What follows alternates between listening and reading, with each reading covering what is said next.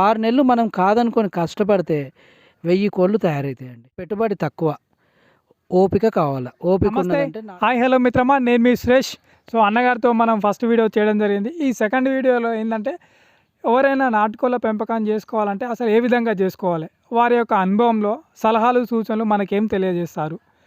ఎవరైనా సపోజ్ ఒక 100 కోళ్ళతోని కొత్తగా స్టార్ట్ చేయాలనుకున్న వ్యక్తి అసలు ఏ విధంగా ప్రొసీడ్ అయితే బాగుంటుంది, అసలు ఏ విధంగా పెంచితే బాగుంటుంది, ఎలాంటి జాగ్రత్తలు తీసుకోవాలి, ఇలాంటి మరెన్నో విషయాలు మనం అన్నగారిని అడిగి తెలుసుకునే ప్రయత్నం చేద్దాం మిత్రమా. సో మీరు కనుక ఫస్ట్ టైం మన ఛానల్ చూస్తున్నట్లయితే ఖచ్చితంగా మన ఛానల్ని సబ్స్క్రైబ్ చేసుకోండి. సురేష్ అగ్రిటాక్స్. సో నమస్కారం అన్న. నమస్కారం. ఇప్పుడు మీకు ఈ నాటుకోళ్ళ పెంపకంలో చాలా అనుభవం ఉంది. ఎవరైనా కొత్తగా నాటుకోళ్ళ పెంపకం చేసుకోవాలంటే మీ సలహాలు సూచనలు మీరు ఏం చెప్తున్నారు? ఇప్పుడు ఈ నాటుకోళ్ళ పెంపకం చేయాలంటే ఫస్ట్ మనకు ఓపిక కావాలండి. ఈ ఓపిక ఉన్నదంటే కనుక నాటుకోళ్ళు మనలో చెడగొట్టకుండా ఖచ్చితంగా మనం వీటితో బాగుపడతాం. ఎందుకు అంటే ఇప్పుడు జీవి చిన్నది, దానికి మనకు పెట్టుబడి తక్కువ, ఓపిక కావాలి. ఓపిక ఉన్నదంటే నాటుకోళ్ళు గొర్రెల మంద ఎట్లా పెంచుకుంటామో అట్లనే మనము నాటుకోళ్ళు కూడా పెంచుకుంటే మందలాగా తయారు చేసుకున్న రోజు మనకు ప్రతి నెల కూడా మనకు డబ్బు నిల్వ కనబడుతుంది అన్న. ఇప్పుడు ఎస్పెషల్గా ఈ రంగంలో ఫస్ట్ ఒక 100 కోళ్ళతో స్టార్ట్ చేయాలనుకున్న వ్యక్తి మీరేం సలహా ఇస్తారు? దీనికి 100 కోళ్ళు కూడా అక్కర్లేదండి. 50 కోళ్ళు అంటే 50 పెట్టెలు, ఒక 10 పుంజులు మనకు ఊర్లలో నుండి ఎక్కడి నుండి అయినా కలెక్ట్ చేసుకొని, ఈ కలెక్ట్ చేసుకున్నప్పుడు ఏం చేయాలంటే మనం ఒకటి బయోబూస్టర్ అనే పౌడర్ దొరుకుతుంది. ఎందుకంటే ఒక్కొక్క కోళ్ళు ఒక్కొక్క ఇండ్ల నుండి వస్తాయి కాబట్టి మనకు ఆ బయోబూస్టర్ పౌడర్ని మనము బకెట్లో వేసుకొని దాంట్లో ఒక స్పూన్ వస్తుంది, ఒక హాఫ్ స్పూను పౌడర్ వేసి ప్రతి కోడిని కూడా కొన్నదాన్ని మెడ మునగకుండా అంటే తలకాయ మునగకుండా 2 సార్లు ముంచి తీసినప్పుడు ఏమవుతుందంటే దానికి ఉన్న బ్యాక్టీరియా డస్ట్ మొత్తం వాటర్లో పోతుంది. అవి ఒక 5 కోళ్ళు అయినాక మళ్ళీ నీళ్లు చేంజ్ చేసి మళ్ళీ కొత్త ఫ్రెష్ వాటరు పౌడర్ వేసుకొని చేసినప్పుడు ఏంటంటే ఇన్ఫెక్షన్ అనేది లేకుండా మనం కోళ్ళను మంచిగా సవ్యంగా పెంచుకోవచ్చు. 50 పెట్టెలు 10 పుంజులు కనుక పెట్టుకుంటే ప్రతిరోజు కనీసము 10 గుడ్లు పెడతాయండి. 10 × 30 రోజులు 300 గుడ్లు ఇంకా పొదిగేసుకున్నామంటే మనకు ప్రతి నెల కూడా 200 నుండి 220 పిల్లలు వస్తుంటాయి. మనం వాటితో ఒక 6 నెలలు మనం కాదనుకొని కష్టపడితే 1000 కోళ్ళు తయారవుతాయండి. అన్న ఇంకోటి అన్న, ఎస్పెషల్గా మరి వీటికి ఏమన్నా డిసీజెస్ అటాక్ అయ్యే ఛాన్సెస్ ఉంటాయా? ఉంటాయండి. ఇది ఇప్పుడు మన మనుషులకు కనుక సీజనల్ వ్యాధులు ఎట్లా వస్తాయో అది కూడా ఒక జీవే, కాకపోతే అది ఒక మాట మాట్లాడదు, కానీ మనకన్నా కూడా చాలా డిసిప్లిన్. అంటే మనిషి హ్యూమన్ బీయింగ్ ఎట్లయితే బ్రతక నేర్చిండో కోళ్ళను కూడా మనం అట్లా సాదుకుంటే మనకు ఎటువంటి ఇబ్బంది లేకుండా సమ్మర్ వస్తుంటేనేమో ఫిబ్రవరి మంత్ వచ్చేసరికి మనము ఎన్డీ వ్యాక్సిన్ అని ఒకటి ఉంటుంది. ఆర్డీ అన్న ఎన్డీ వ్యాక్సిన్, ఇది కంపల్సరీ మనము వ్యాక్సిన్ వేయాలి. ఎందుకంటే ఈ కాలంలో టెంపరేచర్స్ బాగా పెరిగిపోతున్నాయండి. కోడికి వచ్చే టెంపరేచర్ ఏదైతే ఉంటుందో 35 డిగ్రీస్ నుండి 38 డిగ్రీస్ దాకానే కోడి టెంపరేచర్ను భరించగలుగుతుంది. అంతకన్నా పైకి అయినప్పుడు ఏంటంటే పైన ఎండవేడి ఈ కోడి వేడి 2 కలిస్తే కోళ్ళు చనిపోతాయి. సో దాన్ని తట్టుకునేందుకు మనం ఈ ఎన్డీ వ్యాక్సిన్ వేయిస్తాము. దీనికి ఇంకొకటి ఏంటంటే ఎండాకాలం మనకు చెట్ల నీడ ఉండాలి కంపల్సరీ, అది ఉంటే కోళ్ళు మనకు హీట్ నుండి తప్పించుకోగలుగుతాయి. వర్షాకాలం వచ్చేసరికి ఏంటంటే బయట కోళ్ళేమో ఊర్లల్లో 5-10 ఉంటాయి కాబట్టి మనం ఇంట్లో పెంచుకునేటి ఏ సూరు కిందకో పోయి దాక్కుంటాయి, చెట్టు కింద దాక్కుంటాయి. మనం పెంచేటప్పుడు ఏంది కొన్ని 100 కోళ్ళు ఉంటాయి కాబట్టి వీటిని వర్షంలో తడవనీయొద్దు. ఎట్టి పరిస్థితుల్లో వర్షం వచ్చిన రోజు షెడ్లోనే పెట్టుకొని షెడ్లోనే దానా తిండి పెట్టాలి. వర్షానికి కనుక కోడి తడిస్తే ఏమైందంటే జలుబు చేస్తుంది. ఒకటి కడుపు కింద, అంటే మనం పల్లెటూరు భాషలో మాట్లాడాలంటే కోడి బొత్త తడవద్దు. బొత్త తడిసిందంటే లోపల ఉన్న అవయవాలు పాడై దానికి లివర్ డిసీజ్ వచ్చి కోడి చనిపోతుంది. చలికాలం వచ్చేసరికి ఏమో గురుకు వస్తుందండి. గురుక ఉన్న కొరైజా వస్తుంది. ఎందుకు వస్తుంది అంటే మనము షెడ్డుకి చలికాలం కదా అని చెప్పి ఇటు అటు పరదాలు వేసి పెడతాం మనం.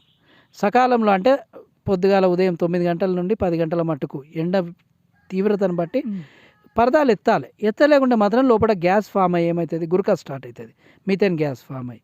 ప్లస్ చలి ఎక్కువ ఉన్నదని చెప్పి మనం అట్లనే పరదాలు వేసినప్పుడు ఏమవుతుందంటే వాటికి ఊపిరాడక రెస్పిరేషన్ అనేది పాడైపోయి ఈ కొరైజా కూడా వస్తుంది. ఎందుకంటే వాటి పెంట షెడ్లో పడుతుంటుంది కాబట్టి కోడి తోడుక తినే స్వభావం ఉంటుంది. దానితోటి పెంటను కూడా కొంచెం ఇన్హేల్ చేయడం వల్ల అంటే తినడం వల్ల కొరైజా జబ్బు వస్తుంటుంది. ఈ 3 సీజన్లలో ఈ 3 జబ్బులను కనుక కాపాడుకోగలిగితే కోడి మనకు బ్రతికినట్టే. ఎట్టి పరిస్థితుల్లో దానికి ఎటువంటి ఇన్ఫెక్షన్ కాదు. ఓకే. ఒక్కో సీజన్ బట్టి ఒక్కో విధంగా ఉంటాయి కాబట్టి ఖచ్చితంగా జాగ్రత్తలు తీసుకుంటే బావుంటది. ఇంకోటి వ్యాక్సిన్‌లు గూడా ఉంటాయి గా అన్నగారు. మరి ఎట్లా అవి ఏ విధంగా చూసుకోవాలంటారు? కోడి పిల్ల పుట్టినాక మొదటి 6వ రోజు 6th డేకి మనము లసోటా వ్యాక్సిన్ ఇస్తామండి. అది కంట్లో ఒక చుక్క ఏస్తాం. అది మనకు వెటర్నరీ షాప్‌లలో దొరుకుతది. 6th రోజేమో లసోటా వ్యాక్సిన్. 13, 14, 15 ఈ 3 రోజులల్లా ఎప్పుడైనా కూడా గంబోరా వ్యాక్సిన్ ఎయ్యాలి. ఎప్పుడు వ్యాక్సిన్ ఏసినా కూడా ఎండ రావద్దండి. అంటే సూర్యుడు బయటికెళ్ళొద్దు. ప్లస్ అది ఫ్రిడ్జ్‌లో నుండి తీసిన వ్యాక్సినే ఇమ్మీడియేట్‌గా ఎయ్యాల చల్లదనంతోటి. ఒక్కసారి వ్యాక్సిన్ ఓపెన్ చేసిందంటే 40 నిమిషాలు లేకుంటే మాక్సిమం 50 నిమిషాలలో ఉడగొట్టాలి దాన్ని. లేని పక్షంలో మనకు ఆ వ్యాక్సిన్ పవర్ వెళ్ళిపోతది. ఓకే. ఈ వ్యాక్సిన్ ఏసినాక కూడా ఆ వ్యాక్సిన్ బాటిల్స్ ఏవైతే ఉంటాయో మన షెడ్డుకు పరిసర ప్రాంతాల్లో పడేయొద్దు. ఎందుకంటే లసోటా అనేది ఒక బ్యాక్టీరియా. కోడి లోపట బ్యాక్టీరియా లేవకుండా మళ్ళీ మనము ఇండైరెక్ట్‌గా బ్యాక్టీరియాని పంపించేసి ఆ లసోటా అనే బ్యాక్టీరియాని చంపేస్తామనమాట. ఇది యాక్చువల్‌గా సైంటిఫిక్ రీజన్ ఏందంటే, ఇది తెలియక మనం ఏదో అనుకుంటాము అంతే. సో, ఈ వ్యాక్సిన్ దూరం పడేసుకోవాలి. గంబోరా కూడా అంతే. తర్వాత 28వ రోజుకు ఇదే లసోటాని డ్రింకర్ డోస్ అని ఇస్తాం. అంటే మనము 6th డేకి ఏదైతే సింగిల్ డోస్ ఇస్తామో 28వ రోజు డ్రింకర్ డోస్, డబుల్ డోస్ ఇస్తాము. అది ఎట్లా అంటే మనము ఐస్ వాటర్‌లో ఇవ్వాలి. కోడి నీళ్ళు ఒక 2, 3 గంటల ముందే నీళ్లు తీసేయాలండి.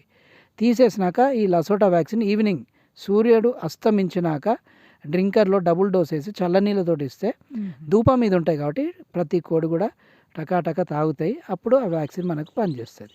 ఇది ప్రతి నెల కూడా ఇట్లా డ్రింకర్ డోస్ ఇచ్చుకోవడం వల్ల కోడి ఆరోగ్యంగా ఉంటది. ఓకే. ఓకే. ఇప్పుడు అలాగే మనకి దానా అంటే ఏమేమి ఇస్తే బావుంటది? ఎలాంటి ఫుడ్ ఇస్తే బావుంటది? వాటి గ్రోతింగ్‌కి అది ఇంపార్టెంట్ మనకు మెయిన్. దానా విషయానికొచ్చేసరికి పుట్టిన పిల్ల ఏదైతే ఉంటుందో మన ఇండ్లలో పెంచుకునేదేమో ఒక కోడి 10 పిల్లలు వేసుకొని తిరుగుతుంది. 12 లాస్ట్‌కి 15 పిల్లలు వేసుకొని తిరుగుతుంది. అది ఒకటే కోడి 15 పిల్లలు కాబట్టి బయట తిరిగి కాళ్ళతోటి గీరి దానికి దొరికిన దానాన్ని తినబెట్టిస్తుంటుంది. ఇక్కడ మనం ఏంది కోడికి పిల్లలు వేస్తేనేమో కోడితోటే ఉంటుంది. లేదు అంటే మనం ఇంక్యుబేటర్ తోటి వచ్చిన పిల్లల్ని మనము సాగు చేస్తాం కాబట్టి లేయర్ చిక్ క్రంబుల్ లేకుంటే లేయర్ చిక్ స్టార్టర్ అని ఉంటుందండి. అది తీసుకొచ్చి ఒక నెల 15 రోజులు కూడా ఇదే దానా పెట్టాలి. ఎందుకు అంటే దాంట్లో ప్రాపర్‌గా మనకు ప్రోటీన్స్, మినరల్స్ బ్యాలెన్స్డ్‌గా ఉంటాయి కాబట్టి కోడి లోపట ఉన్న అవయవాలు కరెక్ట్‌గా ఎదుగుతాయి. ఒక నెలన్నర తర్వాత మీ ఇష్టం ఇంకా. అప్పటికి కోడి వచ్చేసి పావు కేజీ పైన అవుతుంది. పెసరపొట్టు, మినప్పొట్టు, మక్కపిండి, లేయర్ కాన్సంట్రేటు, వడ్లు ఇవి మనం మిక్స్ చేసుకొని అన్నీ ఈక్వల్ రేషియోలో మిక్స్ చేసుకొని పెట్టుకోవచ్చు. ఒక కోడి ఎదగాలంటే మనకు దాదాపుగా 4.5 కిలోలు 5 నెలలు తింటుందండి. ఈ 5.5 నెలల్లో మనకు బ్రీడింగ్ అంటే మనకు ఎగ్స్ పెట్టే స్టేజ్‌కి వస్తాయి. Proper wait వస్తదనమాట. సో, చూశారు కదా! అన్నగారు వారి యొక్క అనుభవంలో సలహాలు, సూచనలు ఇవ్వడం జరిగింది. సో, ఎవరైనా సరే నాటుకోళ్ల పెంపకం చేసుకోవాలంటే మంచిగా తోట లాంటి నీడే కావాల్సిందని అన్నగారు ఖచ్చితంగా చెప్పడం జరిగింది. మీరు పెంచే ప్లేస్‌లో కొన్ని చెట్లు పెట్టుకోవడం వల్ల ఇంకా బాగుంటది. సో, వాటిని ఖచ్చితంగా జాగ్రత్తలు తీసుకుంటూ ఇతరుల యొక్క సలహాలు, సూచనలు పాటిస్తే ముందుకు వెళ్తే ఖచ్చితంగా లాభాల బాటలో ప్రయాణించవచ్చని అన్నగారు తెలియజేయడం జరిగింది.